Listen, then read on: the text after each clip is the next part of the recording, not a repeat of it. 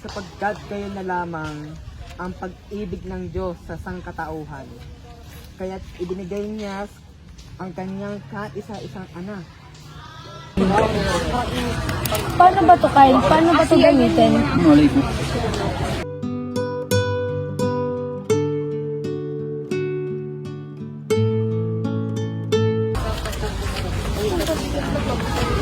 Ay, magandang umaga nga.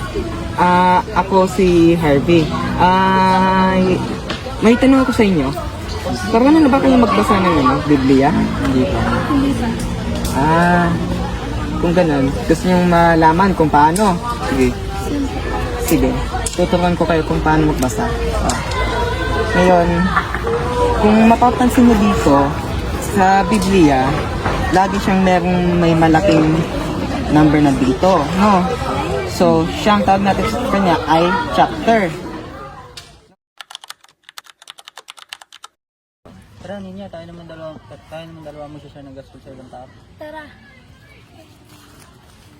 Unang Korinto, chapter 3, verse 4.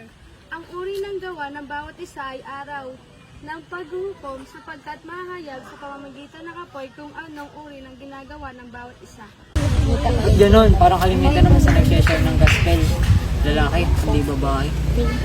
Uy, hindi maganda yan. Tigil nyo. Dito ko natatapusin ang pagbahagi ko sa inyo ng mga salita ng Diyos. Okay, magpa-closing prayer na tayo.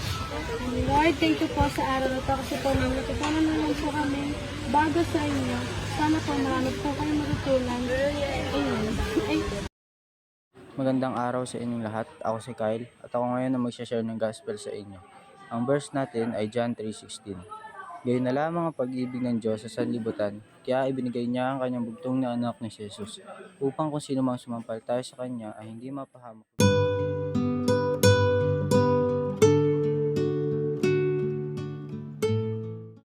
Mama, ba't hindi ka sumama sa pag-share ng gospel? Dahil kahapon, kasi na-open ako kasi sinabi nila. Alam mo na, hindi naman kasi ako yun.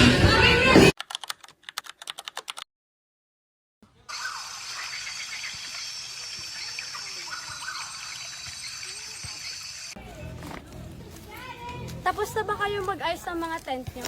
So, kaya mo yan eh. Even when you feel like you're losing hope in God, remember this: He never loses hope in you. The gospel is not a story of perfect people. It's a story of a perfect love chasing broken hearts. When your faith feels weak, God's grace remains strong. In your silence, He listens. In your doubts, He stays. Don't give up, because even when you can't see the way, He is already making